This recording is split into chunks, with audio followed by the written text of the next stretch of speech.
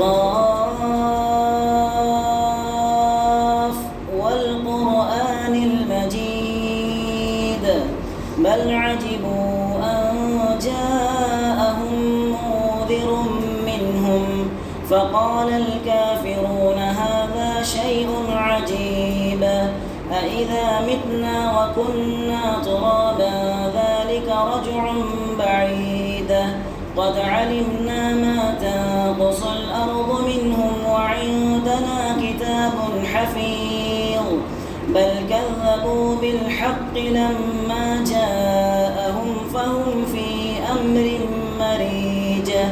أفلم ينظروا إلى السماء فوقهم كيف بنيناها وزيناها وما لها من فروج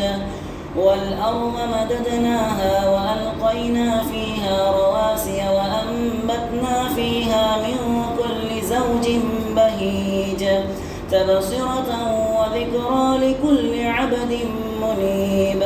ونزلنا من السماء ماء مباركا فأنبتنا به جنات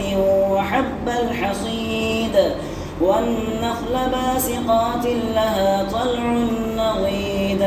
رزقا للعباد وأحيينا به بلدة ميتا كذلك الخروج كذبت قبلهم قوم نوح وأصحاب الرس وثمود وعاد وفرعون وإخوان لوط وأصحاب الأيكة وقوم تبع كل كذب الرسل فحق وعيد أفعينا بالخلق الأول بل هم في لبس من خلق جديد ولقد خلقنا الإنسان ونعلم ما توسوس به نفسه ونحن أقرب إليه من حبل الوريد إذ يتلقى المتلقيان عن اليمين وعن الشمال قعيد ما يلفظ من قول إلا لديه رقيب عتيد وجاءت سكرة الموت بالحق ذلك ما كنت منه تحيد ونفخ في الصور ذلك يوم الوعيد وجاءت كل نفس معها سائق وشهيد لقد كنت في غفلة من هذا فكشفنا عنك غطاءك فبصرك اليوم حديد وقال قرينه هذا ما لدي عتيد ألقيا في جهنم كل كفار عنيد مناع للخير معتد مريب الذي جعل مع الله إلها آخر فألقياه في العذاب الشديد قال قرينه ربنا ما أطغيته ولكن كان في ضلال بعيد قال لا تختصموا لدي وقد قدمت إليكم بالوعيد ما يبدل القول لدي وما أنا بظلام للعبيد يوم نقول لجهنم هل امتلأت وتقول هل من مزيد وأزلفت الجنة للمتقين غير بعيد هذا ما توعدون لكل أواب حفيظ من خشي الرحمن بالغيب وجاء بقلب منيب ادخلوها بسلام ذلك يوم الخلود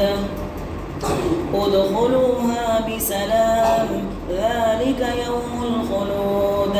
لهم ما يشاءون فيها ولدينا مزيد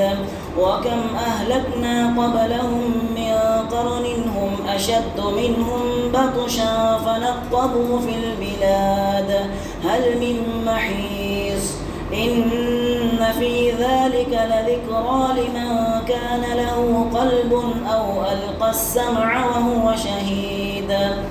ولقد خلقنا السماوات والأرض وما بينهما في 6